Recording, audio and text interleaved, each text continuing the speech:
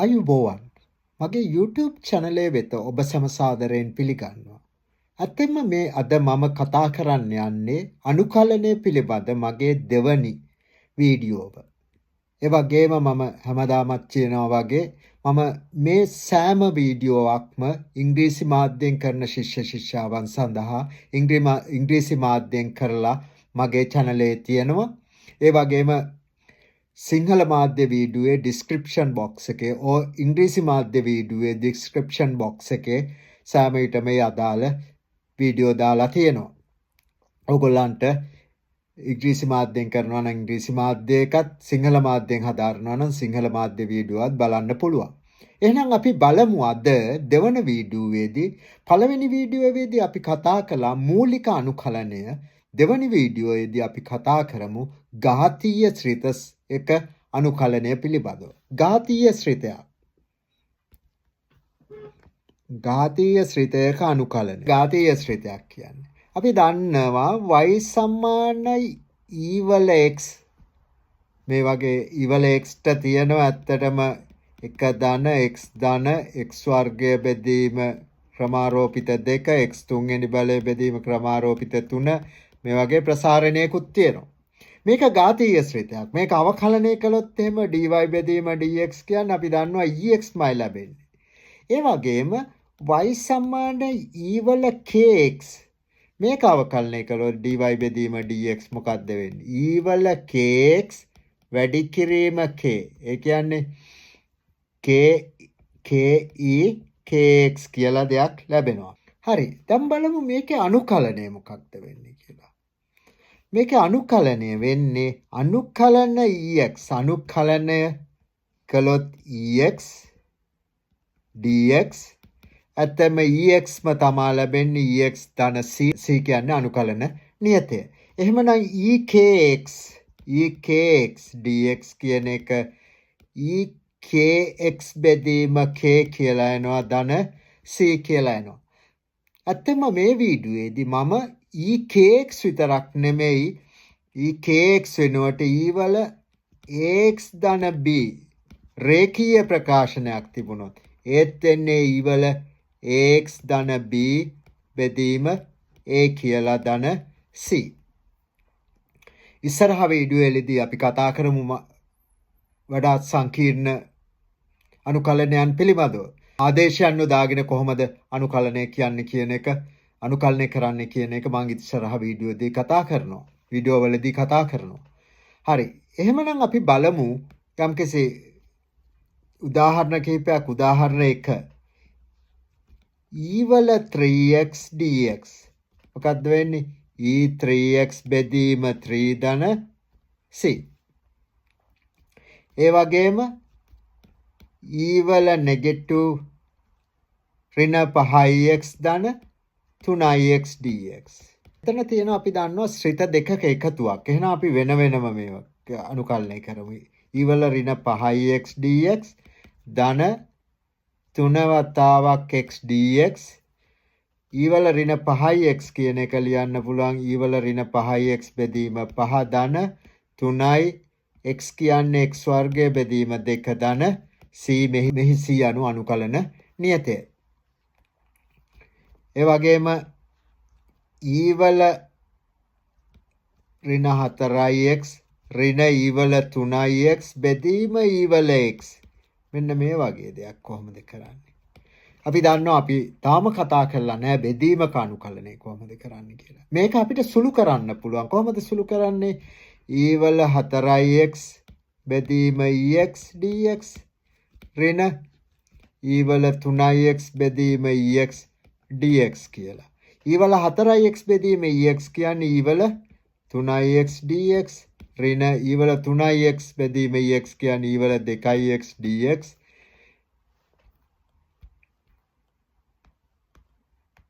එහෙමනම් මෙතන වෙන්නේ e වල 3x බෙදීම 3 ඍණ e වල 2x බෙදීම 2 ධන c. මෙහි c අනු අනුකල්ය නියතයයි. අපි දැන් බලමු ත්‍රිකෝණමිතික ශ්‍රිතයක අනුකලනය. ත්‍රිකෝණමිතික ශ්‍රිතයක අනුකලනය. මොනවද ත්‍රිකෝණමිතික ශ්‍රිත අපි හදාරන්නේ? මේ අවස්ථාවේදී sin x cos x tan x cosec x sec x සහ cot x කියන ත්‍රිකෝණමිතික ශ්‍රිත අපි දන්නවා. අපි බලමු අවකලනය y සමානයි sin x. අවකලනය කළොත් dy බෙදීම dx කියන්නේ අපි දන්නවා cos x. එහෙමනම් අපි දන්නවා cos x අනුකලනය කළොත් x විශේෂයෙන් මොකක්ද ලැබෙන්නේ? අපිට ලැබෙනවා sin x ධන cc කියන්නේ අනුකලන නියතය.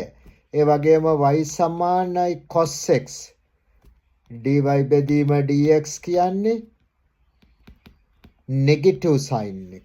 එහෙමනම් අපිට sin x අනුකලනය කළොත් අපිට ලැබෙන්න ඕන negative cos x ධන c කියලා.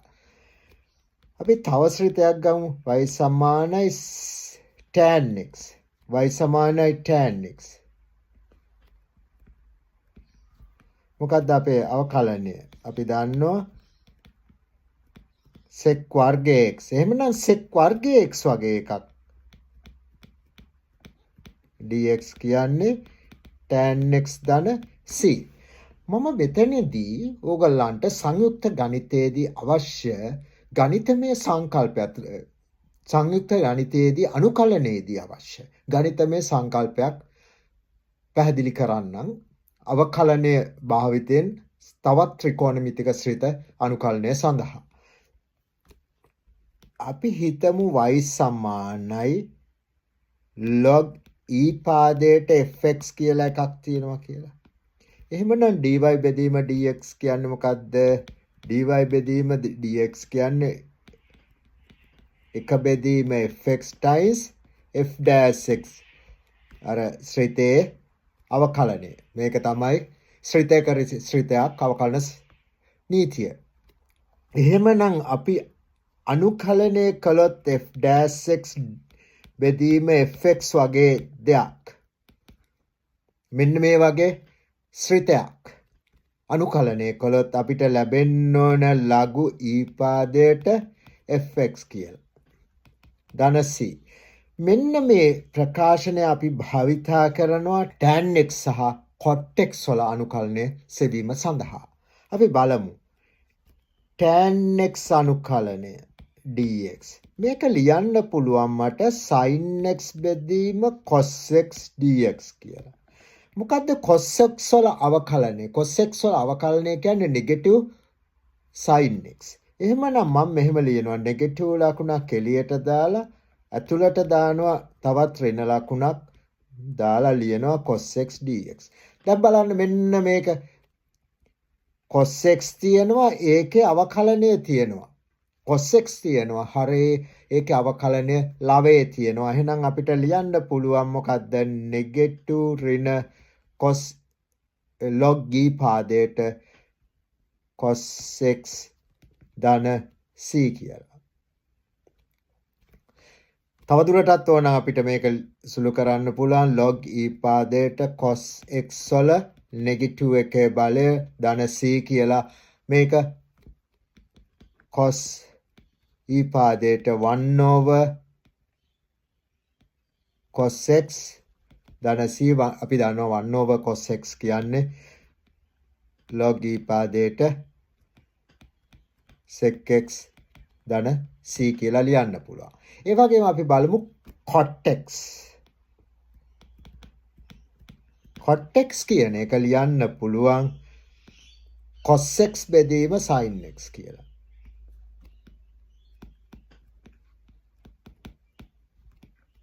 එහෙමනම් හරේ තියෙනවා sin x ලවයේ තියෙනවා cos x. ඒක අවකලනය. එහෙමනම් අපිට ලියන්න පුළුවන් ලඝු e පාදයට sin x ධන c කියලා. sec x හා cosec x හැර ඉතුරු සියලුම අනුකලනයන් මම කරලා පෙන්නුවා. බලමු අපි sec x සහ sec x dx කොහොමද මේක කරන්නේ? අපි බලමු මෙන්න මෙහෙම දෙයක් කළා.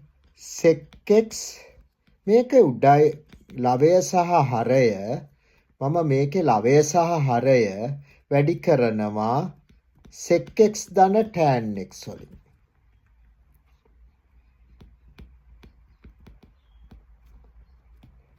මම වෙනස් කළේ නෑ දීලා තියෙන ගාන කිසිම දෙයක්. එකම දෙයකින් ලවයත් වැඩි කළා හරයත් වැඩි කළා. එහෙමනම් ඕන අපිට මේ එකට මේක කැන්සල් කරන්න පුළුවන්. එහෙමනම් බලමු හරයේ අපි ගමු හරය y කියලා sec x ධන tan x මොකක්ද අවකලන dy over dx sec x tan x ධන sec square x. here දැන් බලන්න මෙන්න මෙතන හරයේ අවකලනයේ ලවයේ තියෙනවා. එහෙනම් මොකක්ද ලියන්න පුළුවන්? අපි දන්නවා එහෙනම් ලඝු ඊපාදයට sec x ධන tan x කියලා ලියන්න පුළුවන්. ඒ වගේම අපි බලමු cosec x කියන එක.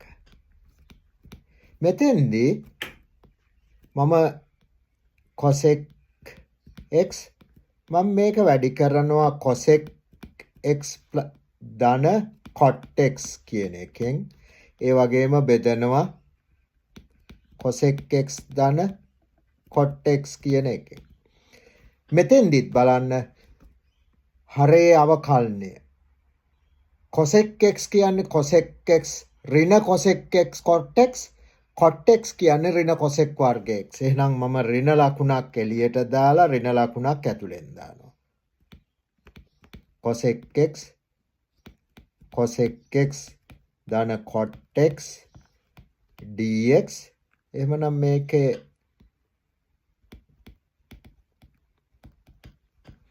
මොකක්ද වෙන්නේ? මේකේ අවකලනය තියෙනවා හරේ අවකලනයේ ලවයේ තියෙනවා. එහෙමනම් ලියන්න පුළුවන් ඍණ ලඝු ඊපාදයට cosec x ධන cot x කියලා ධන c. මෙහි c අනුකලන නියතයයි. අපි මූලික ත්‍රිකෝණමිතික ශ්‍රිතවල අනුකලනයන් පිළිබඳව කතා කළා. අපි තව පොඩ්ඩක් ඉහළට යම් බලන්න. මෙන්න මේ වගේ දෙයක්. අපි දන්නවා sin x වල sin x ධන b dx කොහොමද වෙන්නේ? x ධන b කියන්නේ රේඛීය ප්‍රකාශනයක්. මේකත් වෙන්නේ negative cos x ධන b ධන c. නමුත් අපිට බෙදන්න වෙනවා a වලින්. මොකද්ද මේ a කියන්නේ? a කියන්නේ මේ ඇතුලේ තියෙන x ධන b කියන එකේ අවකලනය. x ධන b හි අවකලනය හෝ ඇතුලේ තියෙන රේඛීය ප්‍රකාශනයේ අනුක්‍රමණය. ඒ වගේම cos x ධන b dx අපිට ලියන්න පුළුවන් sin x ධන b බෙදීම a ධන c කියලා. ඒ වගේම එහෙනම් මේ විදිහට සෑම ත්‍රිකෝණමිතික ශ්‍රිතයක් සඳහාම ඒ වලින් අගෙන් බෙදලා මෙවැනි ප්‍රකාශන ලබා ගන්න පුළුවන්. මේ වීඩියෝදී සාරාංශයක් වශයෙන් කතා කළේ ඝාතීය ශ්‍රිතය නැත්නම් e වල ax ධන b dx කියන එක අනුකලනය කළාම e වල ax ධන b බෙදීම a ධන c. මේ සෑම විටම මේ කියන්නේ මේ දීලා තියෙන රේඛීය ප්‍රකාශනය. මෙතෙන්දී රේඛීය ප්‍රකාශන විතරයි අපි කතා කරන්නේ. රේඛීය ප්‍රකාශනයේ අනුක්‍රමණය හෝ අවකලනය සහ සියලු ත්‍රිකෝණමිතික ශ්‍රිතයන්හි අනුකලනය. අපි එහෙමනම් මේ වීඩියෝ මෙතනින් නතර කරමු. ඊළඟ වීඩියෝ වලදී මම මේ වාගේ ඕගොල්ලන්ගේ විභාගයේදී සංයුක්ත ගණිතය ප්‍රශ්න පත්‍රයේ යෙදෙන්නේ කොහොමද සහ අනුකලනයේ ප්‍රායෝගික භාවිතය අපි කතා කරමු. බොහොම ස්තුතියි වීඩියෝ නරඹුවාට. එහෙනම් මගේ channel subscribe කරගෙන යන්න. Thanks for watching my video. Please subscribe my channel. Thank you very much.